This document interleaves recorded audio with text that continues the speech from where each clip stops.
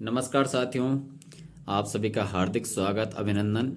आप सभी जानते हैं कि पिछले लंबे समय से मैं अपने चैनल पर एलटी भर्ती मामले से संबंधित कोई भी वीडियो अपलोड नहीं कर पाया और ना ही मुझे इतना समय लगा कि मैं इस मुद्दे पर वीडियो बना पाऊँ। लेकिन जो कुछ भी घटनाक्रम घटित हुआ है, मुझे लगता है आप सभी लोग उससे वाकिफ़ होंगे कि क्या कुछ चीज़ें अब निकल कर के सामने आई है। और इस अवसर पर आज की इस वीडियो के माध्यम से सबसे पहले तो मैं एलटी चयनित सभी अभ्यर्थियों को हार्दिक बधाई और शुभकामनाएं देता हूं कि जो हम बहुत लंबे समय से संघर्ष कर रहे थे कि हमारी नियुक्ति प्रक्रिया माननीय न्यायालय से बहाल हो।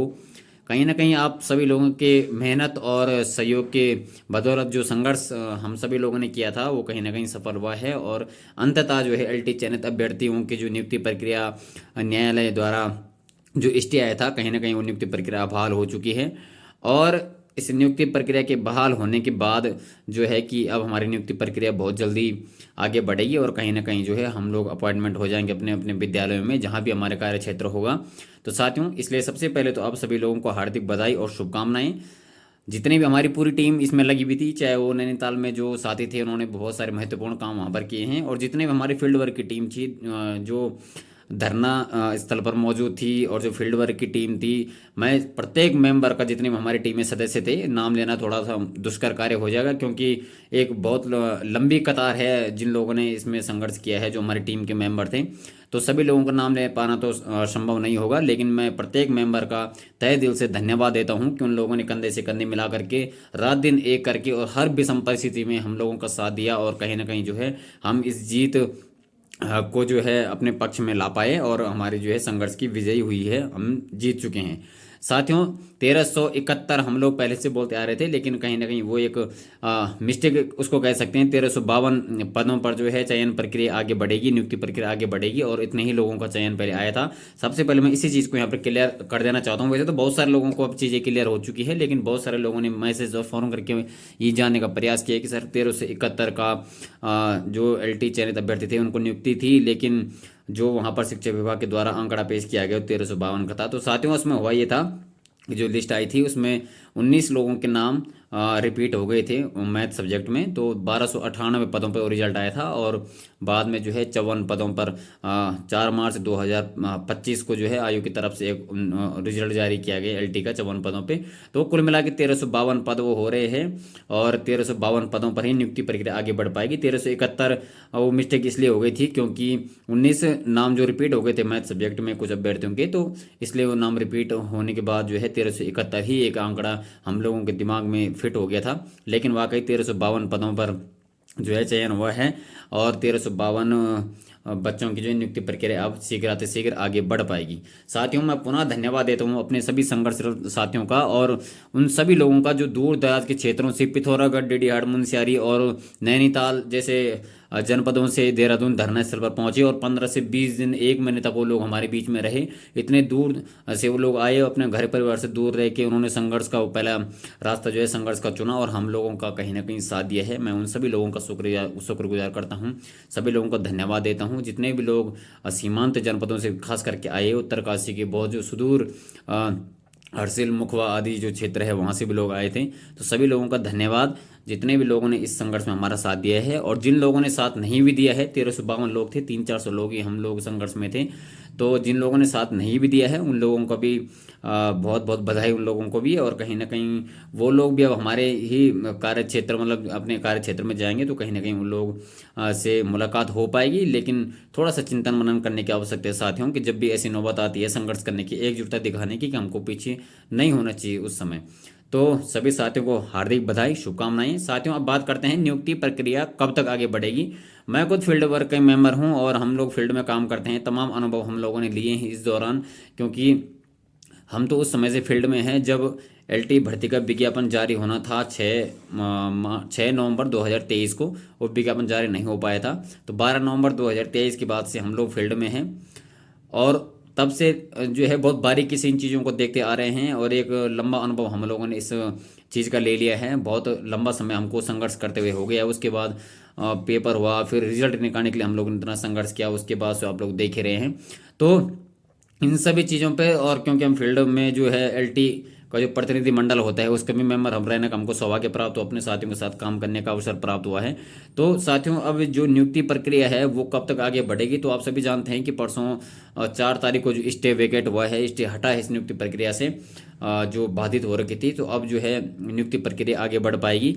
लेकिन अभी कोर्ट का जो रिटर्न ऑर्डर हम लोगों के बीच में नहीं आया है, और जैसे ही रिटर्न ऑर्डर आएगा साथियों तो उसके 3 से 4 दिन बाद आप समझ सकते हैं कि आपका जो है मंडल स्तर पर अभिलेख सत्यापन किया जाएगा, जो बहुत महत्वपूर्ण माना जा रहा है कि वो अभिलेख सत्यापन होना जरूरी भी है। हम लोगों ने प्रयास तो किए थे कि एक बार नियुक्ति हो जाए फिर जो है मंडल अपने हिसाब से जो है अभिलेख सत्यापन कराए, लेकिन ये प्रक्रिया थोड़ा सा विपरीत उन लोगों ने बताई है। तो कहीं ना कहीं फिर हमने ये रिक्वेस्ट की है जितने भी डायरेक्टर सर हो या डीजी सर हो या अन्य भी जितने भी सचिवालय में शिक्षा संबंधित सचिव अनुसचिव लोग हैं उनसे हमने अधिकारियों से रिक्वेस्ट की है कि सर इस प्रक्रिया को जो है बहुत जल्दी से जल्दी आगे बढ़ाया जाए, हम लोगों को नियुक्ति शीघ्र मिल सकें।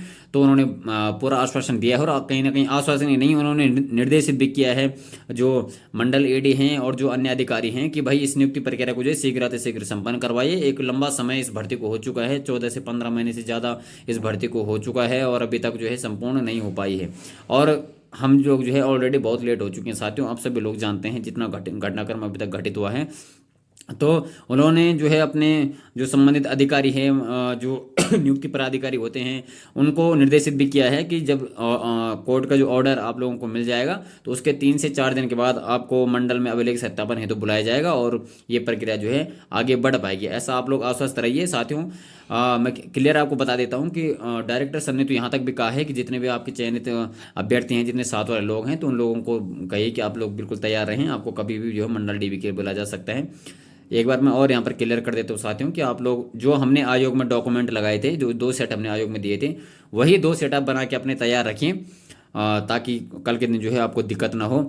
तो 2 सेटअप बना के तैयार रखें डॉक्यूमेंट के, क्योंकि मंडल डीवी में जब आप जाएंगे तो वही वहाँ पर आपके काम आने वाले हैं। तो आप अपने डॉक्यूमेंट को बिल्कुल प्रिपेयर रखिए, तैयार रखिए, और अब बहुत ज़्यादा लंबा समय इंतज़ार नहीं करना पड़ेगा साथियों। इस चीज़ के लिए मैं आपको आश्वस्त करा देता हूं, क्योंकि हम लोगों का भी लगातार प्रयास है कि जल्द से जल्द हम लोग नियुक्ति पा सकें, हमको नियुक्ति पत्र मिल जाएं और जल्दी हमारा डीवी भी हो जाए। इसके लिए हम लोग लगातार प्रयास कर भी रहे हैं। आप सभी जानते हैं कि हम लोग अभी भी धरना स्थल में डटे हुए हैं।